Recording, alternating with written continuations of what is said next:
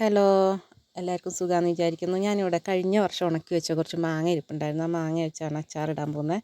അപ്പോൾ അതിനായിട്ട് നമുക്ക് ആവശ്യമായിട്ടുള്ള സാധനങ്ങൾ: ഉലുവ വേണം, കാശ്മീരി മുളക് പൊടി, സാദാ മുളക് പൊടി, അച്ചാർ പൊടി, പിന്നെ കടുക് വറുത്ത് പൊടിച്ചത് വെച്ചായിരുന്നു അതും, പിന്നെ കറിവേപ്പില, ഇഞ്ചി, വെളുത്തുള്ളി, എണ്ണ, പിന്നെ വിനീഗർ. ഇത്രയും സാധനങ്ങൾ. ഇനി പാൻ ചൂടാക്കിയിട്ട് അതിനകത്തേക്ക് എണ്ണ ഒഴിച്ച് ഉലുവയും കടുകും കൂടെ ഇട്ട് പൊട്ടി വരുമ്പോൾ അതിനകത്തേക്ക് ഇഞ്ചിയും വെളുത്തുള്ളിയും കൂടെ ചേർക്കണം. എന്നിട്ട് അത് നന്നായിട്ട് വേവുന്നവരെ ലോ ഫ്ലെയിമിലിട്ടൊന്ന് വേവിച്ചെടുക്കണം. ഇടയ്ക്കൊന്ന് ഇളക്കി കൊടുക്കണം കേട്ടോ. അത് ഒന്ന് വെന്ത് മണം വരുമ്പം ഈ മസാലകൾ പൊടികളുണ്ടല്ലോ അതും കൂടെ ഒന്ന് പയ്യെ ചേർത്ത് കൊടുക്കണം. അപ്പോൾ ലോ ഫ്ലെയിമിലാക്കിയിടണം.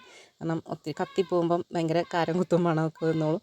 അപ്പോൾ അത് ഒഴിവാക്കാൻ വേണ്ടിയിട്ട് പയ്യെ ഒന്ന് ഇളക്കി കൊടുക്കണം കേട്ടോ. ഒന്ന് വെന്ത് വന്നു എന്ന് തോന്നുമ്പോൾ നമുക്ക് അതിനകത്തേക്ക് ഇച്ചിരി കറിവേപ്പില ഇട്ട് കൊടുക്കണം. 2 തണ്ട് കറിവേപ്പിലയാണ് ഞാൻ ഇട്ട് കൊടുക്കണം കേട്ടോ.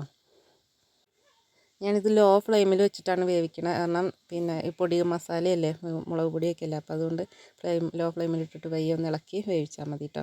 പിന്നെ ഞാൻ ഈ നമ്മുടെ മാങ്ങ കഴിഞ്ഞ വർഷത്തെ മാങ്ങയെന്ന് പറഞ്ഞു, അപ്പോൾ ആ മാങ്ങ ഒന്ന് ഉപ്പിടാതെയായിരുന്നു ഉണക്കിയത്. അപ്പോൾ ഒരു ചൂടുവെള്ളത്തിൽ ഇച്ചിരി ഉപ്പിട്ടിട്ട് കുതിർത്ത് വെച്ചായിരുന്നു. അപ്പോൾ ആ കുതിർത്ത് വെച്ച മാങ്ങയും കൂടെ പിന്നെ ഇതിനകത്തേക്ക് ചേർക്കണം. അപ്പോൾ അതിന് മാങ്ങ ഇടുന്നതിന് മുമ്പായിട്ട് കുറച്ച് വിനീഗറും കൂടെ ഒഴിച്ച് കൊടുക്കണം കേട്ടോ. 2-3 സ്പൂൺ ഒഴിക്കണുള്ളൂ. നമ്മുടെ വീട്ടിലെ ആവശ്യത്തിനല്ലേ അച്ചാർ എടുക്കണം. പിന്നെ ഒത്തിരി ദിവസം ഇത് വെക്കണില്ല, ഞാൻ കുറച്ച് ഉണ്ടാക്കണേ.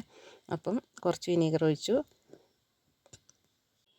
എന്നിട്ട് ഇതേ മാങ്ങ ചേർത്ത് കൊടുത്തു. നന്നായിട്ട് ഇളക്കണം കേട്ടോ. നന്നായിട്ട് ഇളക്കിയിട്ട് ആ ഒരു കുതിർത്ത് വെച്ച മാങ്ങയാണ്, പക്ഷെ എന്നാലും ആ ഒരു വെള്ളം പെട്ടെന്ന് ഇതായി വലിച്ചെടുക്കും, എണ്ണയും വിനീഗറെല്ലാം കൂടെ. പിന്നെ അതിനകത്തേക്ക്